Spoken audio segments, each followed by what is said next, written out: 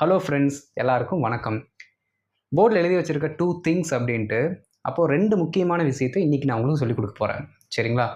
இது நம்மளோட எவ்ரிடே கம்யூனிகேஷனுக்கு நம்ம அதிகமாக யூஸ் பண்ணுறது. அதனால் கரெக்டாக கவனிச்சிட்டே வாங்க. நான் சொல்கிற அந்த பேட்டர்ன் எப்படி ஒர்க் ஆகுது, எந்த பேட்டர்னில் யூஸ் பண்ண போகிறோம், அப்படி எல்லாத்தையுமே நான் கரெக்டாக சொல்லி தரும்போது கவனிங்க.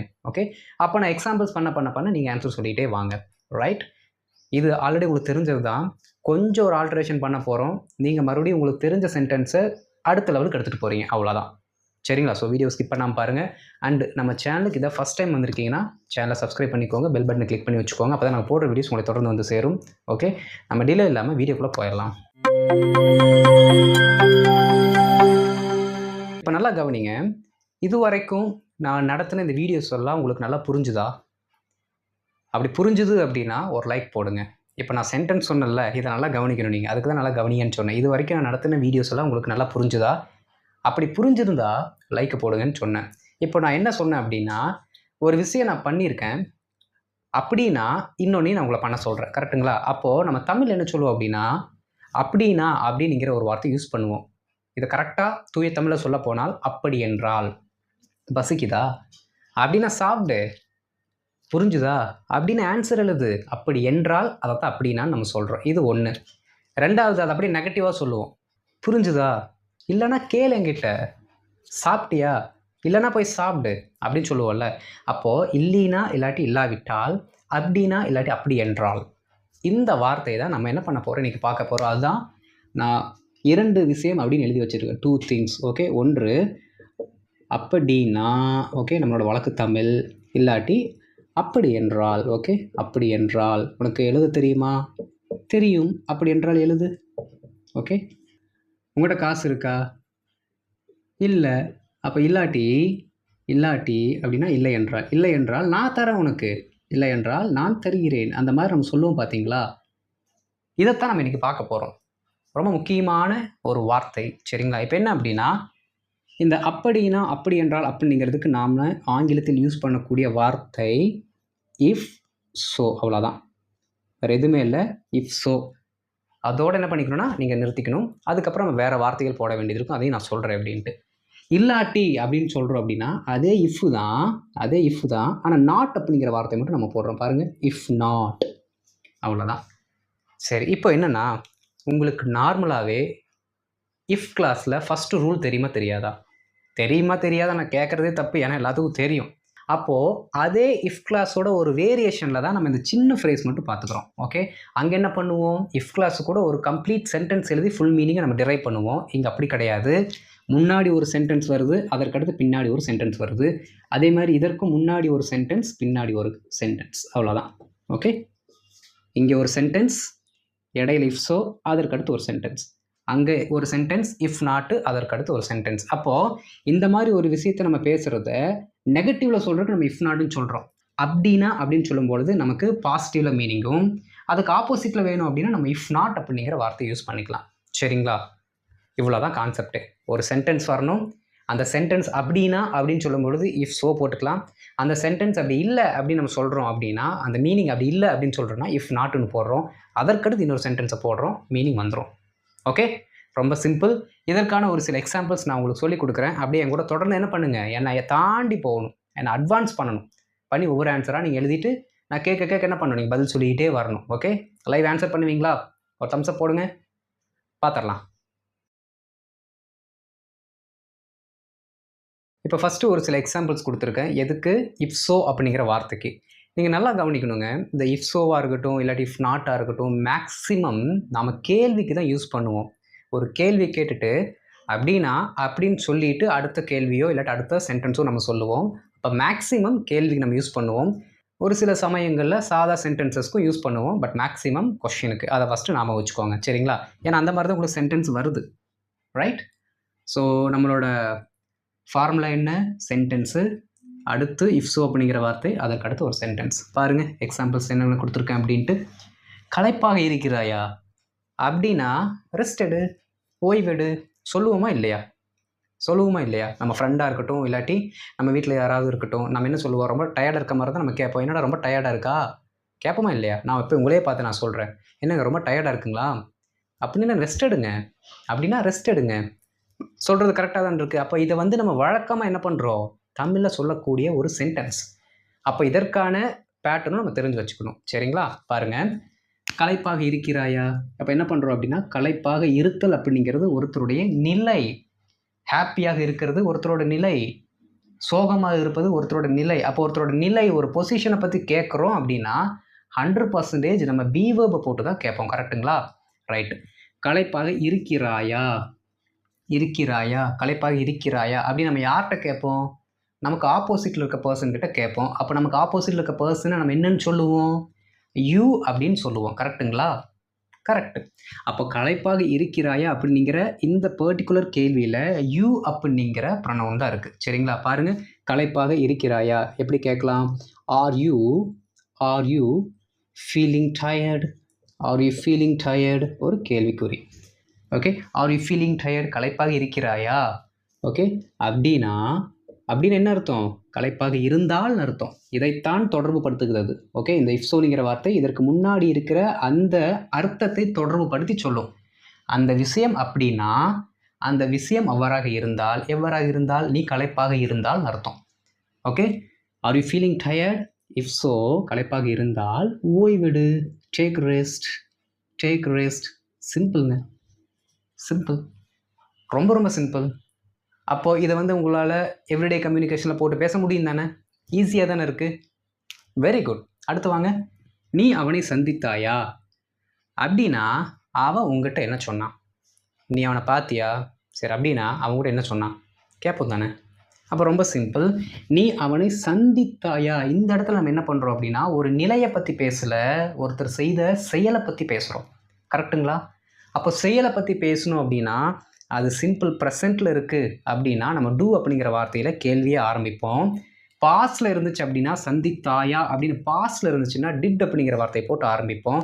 ரொம்ப சிம்பிள். இங்கே பாருங்கள், நீ அவனை சந்தித்தாயா அப்படின்னு இருக்கு. சரிங்களா? இப்போ நான் வந்து உங்களுக்கு சிம்பிளாக ஒரு ஐடியா சொல்லி கொடுக்குறேன், எப்படி கொஸ்டினை மாற்றலாம் அப்படின்னா, நீ அவனை சந்தித்தாயா அப்படின்னு இருக்கா. இது நீங்கள் என்ன சொல்லணும் அப்படின்னா, நீ அவனை சந்தித்தாய் அப்படின்னு ப்ரெசண்ட்டில் எழுதுங்க.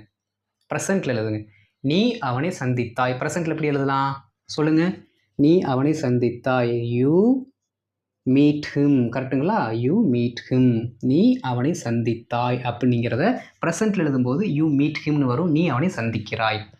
ஓகே, நீ அவனை சந்தித்தாய்னா யூ மெட் ஹிம், ப்ரெசென்ட்டுக்கு வரும்போது யூ மீட் ஹிம். ஓகே, ப்ரெசென்ட்டில் எழுதியாச்சு. இப்போ ரொம்ப சிம்பிள், நம்ம சென்டென்ஸ் எழுதியாச்சு. அது ஆல்ரெடி என்ன டென்ஸில் இருந்துச்சு, பாஸ்ட்லையா ப்ரெசென்ட்லையா, டக்குன்னு எனக்கு ஆன்சர் சொல்லுங்கள். பாஸ்ட்லையா ப்ரெசென்ட்லையா, பாஸ்ட்டில். அப்போ பாஸ்ட் அப்படின்னா நீங்கள் என்ன பண்ணுறீங்கன்னா முன்னாடி டிட் அப்படிங்கிற வார்த்தையை போட்டுட்டு பின்னாடி ஒரு கேள்விக்குறியை போட்டுவிட்டிங்கன்னா வேலை முடிஞ்சது, ஆன்சர் வந்துருச்சு. டிட் யூ மீட் ஹிம், நீ அவனை சந்தித்தாயா. ஓகே, யூ மீட் ஹிம், நீ அவனை சந்திக்கிறாய். டிட் யூ மீட் ஹிம், நீ அவனை சந்தித்தாயா. டூ யூ மீட் ஹிம், நீ அவனை சந்திக்கிறாயா. சிம்பிளாக இருக்கா?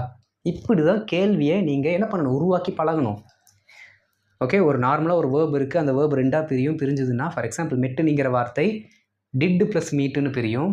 அதற்கு இடையில என்ன பண்ணுங்கள், ஒரு நவுனை போடுங்க அப்படின்னு இன்னொரு ஆங்கிள் இருக்குது. அது உங்களை எல்லா நேரமும் ஹெல்ப் பண்ணாது, குழப்பும், ஓவர் டைம் யோசிக்க முடியாது. அப்போ நீங்கள் என்ன பண்ணிக்கலாம்னா எந்த ஒரு சென்டென்ஸாக இருந்தாலும் அதை சிம்பிள் ப்ரெசென்ட்டில் V1 ஃபார்மெட்டில் எழுதிட்டு, அதை ப்ரெசென்ட்டு நீங்கள் கேட்குற கேள்வியாக இருந்தால் முன்னாடி டூவை போடுங்க, பாஸ்ட்டில் நீங்கள் அந்த கேள்வியை கேட்கணும் அப்படின்னா முன்னாடி டிட்டை போட்டால் வேலை முடிஞ்சு. அதை தான் நம்ம பண்ணியிருக்கோம். ரைட், புரிஞ்சுது தானே? அவ்வளோதான். பாருங்கள், டிட் யூ மீட் ஹிம், நீ அவனை சந்தித்தாயா அப்படின்னா இஃப் ஸோ அவன் உன்னிடம் என்ன சொன்னான், அவன் உன்னிடம் என்ன சொன்னான். நல்லா கவனிக்கணும், இதுவும் ஒரு கேள்வி தான் கேட்குறோம். அப்போ நீங்கள் என்ன சொல்லணும் அப்படின்னா அவன் உன்னிடம் சொன்னான், அவன் உன்னிடம் சொன்னான். ஓகே, அதை நீங்கள் எழுதணும். சரிங்களா? பாருங்கள், அவன் உன்னிடம் சொன்னான்ங்கிறதுக்கு நாம் ப்ரெசென்ட்டில் என்ன சொல்லுவோம், அவன் உன்னிடம் சொல்கிறான் நம்ம எழுதுவோம். பாருங்கள், he tell you, he tell you. டெல்ஸ்னு போடக்கூடாது, ஏன்னா கொஸ்டினை மாற்றும் போது டெல்லு மட்டும்தான் வரணும். ஓகே, ஏன்னா நம்ம கொஸ்டினை மாற்றிட்டு இருக்கோம். ரைட், அவன் உன்னிடம் சொல்கிறான், என்ன சொன்னான் தான் போட்டிருக்கோம், பாஸ்ட். அப்போ டிட்டை போடுங்க. Okay, did he tell you, அவன் உன்னிடம் சொன்னானா. நமக்கு என்ன வேணும், என்ன சொன்னான்னு வேணும். அப்போ முன்னாடி வாட்ங்கிற வார்த்தை போட்டால் வேலை முடிஞ்சுது. பாருங்க, what did he tell you. Okay, அவன் உன்னிடம் சொல்கிறான், டிட் ஹீ டெல் யூ, அவன் உன்னிடம் சொன்னானா. What did he tell you, அவன் உன்னிடம் என்ன சொன்னான். சிம்பிள். இதை விட ஈஸியாக நீங்கள் கற்றுக்கவே முடியாது. ரொம்ப சிம்பிளான பேட்டர்னை சொல்லி கொடுத்துட்டேன். இப்போ சொல்லி பாருங்கள் ஒட்டு மொத்தமாக. Did you meet him? Did you meet him? If so what did he tell you? What did he tell you? நீ அவனை பார்த்தியா அப்படின்னா அவங்ககிட்ட என்ன சொன்னான்? சிம்பிள். இப்போ கேள்வி எப்படி ஈஸியாக மாற்றுறதுன்னு புரிஞ்சிருச்சா? அவ்வளோதான். அவர்கள் வருகிறார்கள், அப்படி என்றால் நாம் தயாராக இருக்க வேண்டும். அவர்கள் வருகிறார்கள் ரொம்ப சிம்பிள், ப்ரெசன்ட் டென்ஸில் இருக்குது. அதனால தே ஆர் கம்மிங்னு போட்டுக்கோங்க. ஏன்னா அவங்க வந்துட்டு இருக்காங்க இப்போ. ஓகே, தே ஆர் கம்மிங் அப்படின்னா இஃப் ஸோ நாம் தயாராக இருக்க வேண்டும். வேண்டும் அப்போது வி மஸ்ட் பி ரெடி. அவ்வளோதான். We must be ready. இதெல்லாம் சிம்பிளான சென்டென்சஸ்ங்க, டக்கு டக்குன்னு எழுதிடலாம். அடுத்து பாருங்கள், எனது சாவியை பார்த்தீர்களா அப்படின்னா எங்கே அதை கடைசியாக பார்த்தீங்க? என் சாவி பார்த்தீங்களா? ரொம்ப சிம்பிள். எனது சாவியை பார்த்தீர்களா? எனது சாவியை பார்க்கிறீர்கள். எனது சாவியை பார்க்கிறீர்கள் அப்படின்னு என்ன அர்த்தம்? You see my keys. இல்லாட்டி கீ. ஓகே, கீஸ் கீ எது வேணால் வச்சுக்கோங்க, ஆன்சர் கரெக்டாக தான் வரும். You see my keys. Okay, நீங்கள் எனது சாவியை பார்க்கிறீர்கள். பார்த்தீர்களா பாஸ்டில் கேட்குறோம். அப்போ ரொம்ப simple. Did you see my keys? நீங்கள் என்னோடய சாவியை பார்த்தீங்களா? ஓகே, அப்படின்னா இஃப் ஸோ எங்கே அதை கடைசியாக பார்த்தீங்க? இப்போ WH வந்துருச்சு. அப்போ ஒரு சென்டென்ஸ், அதுக்கு முன்னாடி டூவோ டிட்டோ ஏதோ போட்டுக்கணும். அதற்கப்புறம் அந்த எங்கேங்கிற வார்த்தை. அதை கடைசியாக எங்கே பார்த்தீங்க? அப்போது கடைசியாக அதை பார்க்கிறீர்கள் அப்படின்னு சொல்லுங்கள் பார்க்கலாம். கடைசியாக அதை பார்க்கிறீர்கள். Okay, you see it last. You see it last இல்லாட்டி யூ see them lastன்னு சொல்லுங்கள். ஏன்னா இங்கே கீஸ்ன்னு போட்டிருக்கோம், அங்கே இட்டுக்கு பதிலாக தெம்மை போட்டால் இன்னும் கரெக்டாக இருக்கும். Okay, you see them last. நீ அதை கடைசியாக பார்க்கிறாய். பாருங்கள், அடுத்து டிட்னு வார்த்தை போடுறேன். Did you see it last? அதை கடைசியாக பார்த்தாயா? முன்னாடி என்ன பண்ணுறேன்? வேர் அப்படிங்கிற வார்த்தையை போடுறேன். வேலை முடிஞ்சது. Where did you see it last? Where did you see them last? அதை கடைசியாக நீ எங்கே பார்த்த? Where did you see them last? புரிஞ்சது தானே? இதுக்கப்புறம் வந்து பார்த்தீங்கன்னா இந்த மாதிரி பிரித்து எழுதிட்டு இருக்க மாட்டேன், அப்படியே கோர்வை எழுதிட்டு போயிடுவேன். 2 எக்ஸாம்பிள் சொல்லி கொடுத்துருக்கேன், இதை வச்சு ப்ராக்டிஸ் பண்ணுங்கள். ஓகே, பாருங்கள். Did you see my keys? என்னோட சாவியை பார்த்தியா? இஃப் ஸோ அப்படின்னா அதை கடைசி எங்கே பார்த்த? Where did you see them last? Where did you see it last? Okay, அங்கே நீச்சல் குளம் இருக்கும். நம்மகிட்ட யாராவது சொல்கிறான்னு வச்சுக்கோங்களேன், அங்கே நீச்சல் குளம் இருக்கும்டா. உடனே நம்ம சொல்லுவோம், அப்படின்னா நான் ஹாப்பியாக குளிப்பேன், அப்படின்னா நான் ஹாப்பியாக ஸ்விம் பண்ணுவேன் அப்படின்னு நம்மளும் சொல்லுவோம். ரைட்? இல்லாட்டி நாமளே சொல்லலாம், அங்கே நீச்சல் குளம் இருக்கும்டா, நான் ஜாலியாக என்ன பண்ணுவேன், அது இருந்தால் நான் குளிப்பேன் அப்படின்னு நம்ம சொல்லுவோம். ஓகே, பாருங்கள். There will be a swimming pool. Okay, there will be a swimming pool. If so இருந்தால் I will take a bath. இல்லாட்டி I will happily take a bath. ரெண்டும் கரெக்டு தான். ஓகே, மகிழ்ச்சியான I will happily அப்படிங்கிற வார்த்தையை சேர்த்துக்கோங்க. I will happily take a bath. இல்லாட்டி I will happily swim. Correct தான். ஓகே, பாருங்கள். there will be a swimming pool. அங்கே வந்து நீச்சல் குளம் இருக்கும். இஃப் ஸோ இருந்தால் எது? அது அப்படி இருந்தால் என்ன பண்ணுவேன்? ஐ வில் டேக் அ பாத்னா அங்கே குளிப்பேன். சிம்பிள். புரிஞ்சுதா? அடுத்து அதுக்கு போயிடலாமா? இஃப் நாட் இருக்குல்ல, அதுக்கு போயிடலாங்களா? போயிடுவோம்.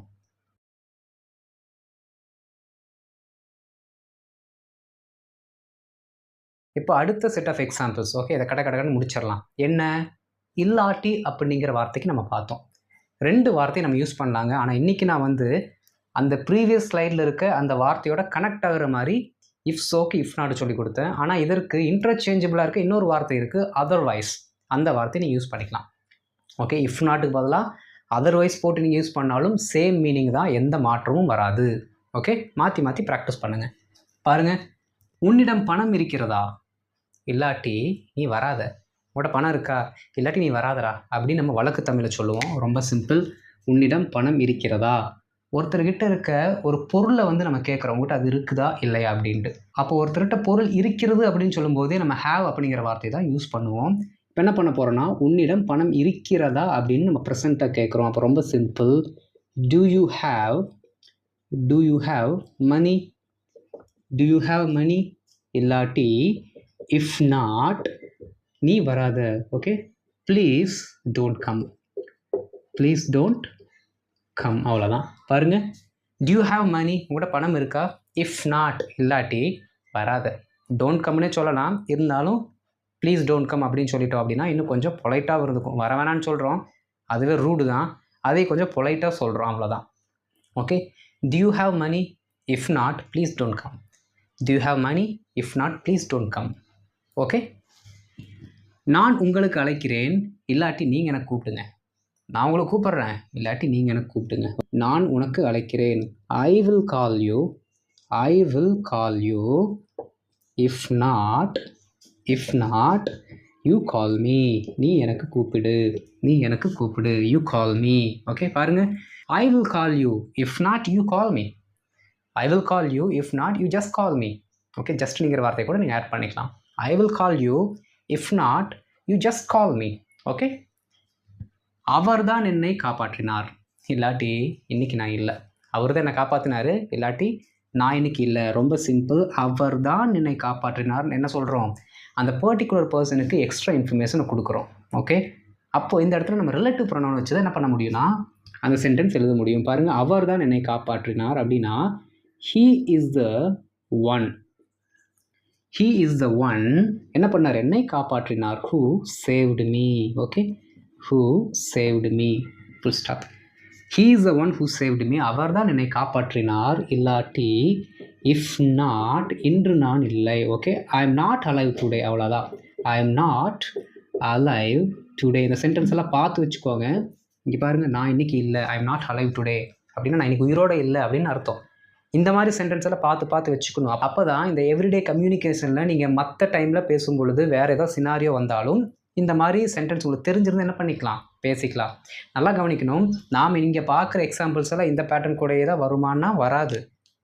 ஓகே, இங்கே இருக்க சென்டென்ஸை நமக்கு தேவையான மாதிரி எந்த இடத்துல வேணாலும் போட்டு பேசிக்கலாம். ஏன்னா லாங்குவேஜ் அப்படிங்கிறதே ஒரு ஃப்ளெக்சிபிள் ஒன்று தான்.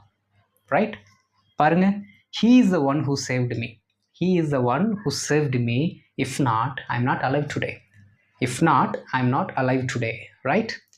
வழிமுறைகளை புரிந்து கொண்டீர்களா, இல்லாட்டி திரும்ப கேளுங்கள். புரிஞ்சிருச்சா, இல்லாட்டி திரும்ப என்கிட்ட ஒரு டைம் கேளுங்க அப்படின்னு நம்ம சொல்கிறோம். வழிமுறைகளை புரிந்து கொண்டீர்களா, ஓகே, அது உங்களுக்கு புரிஞ்சிருச்சா, உங்களுக்கு விளங்கிருச்சா அப்படின்னு கேட்குறோம். அப்போ இந்த மாதிரி கேள்விகளை கேட்கும்போது நாம் have அப்படிங்கிற வார்த்தையை வச்சு கேட்கணும். have அப்படிங்கிற வார்த்தையை வச்சு கேட்டால் அதற்கு கூட வரக்கூடிய verb V3 தான் வரணும், நமக்கு தெரியும். அது ரொம்ப சிம்பிள். பாருங்கள், வழிமுறை உங்களுக்கு புரிஞ்சிருச்சா? Okay, have you understood.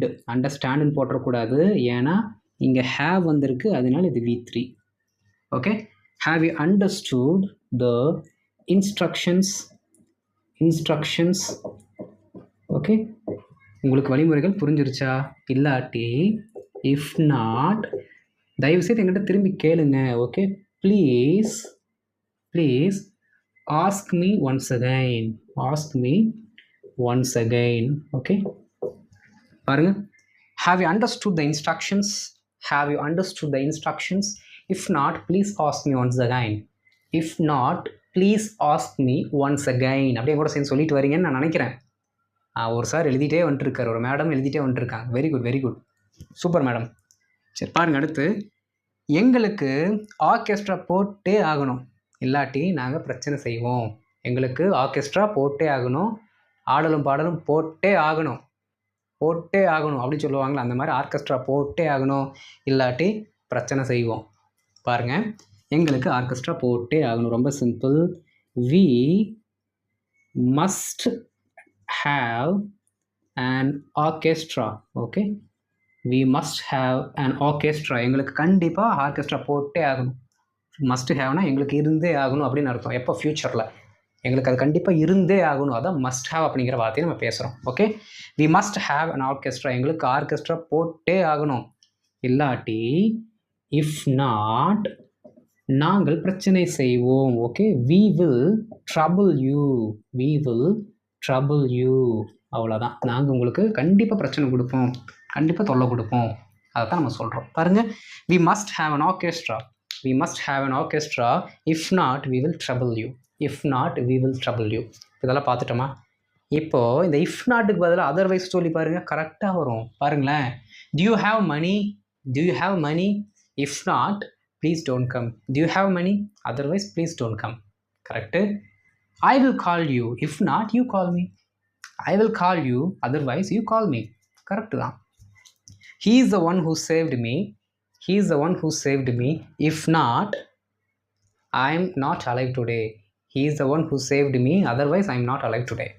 Right? Have you understood the instructions? If not, please ask me once again. Have you understood the instructions? Otherwise, please ask me once again. Right?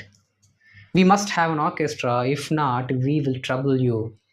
We must have an orchestra. Otherwise, we will trouble you. Simple. புரிஞ்சுதா? அவ்வளோதான். ரொம்ப ரொம்ப ஈஸியான ஒரு format நம்ம இன்னைக்கு கற்றுருக்கோம். Okay, so நல்லா practice பண்ணுங்கள். இதை பேஸ் பண்ணி ஒரு சில ஹோம்ஒர்க் கொடுக்குறேன், ட்ரை பண்ணுங்கள்.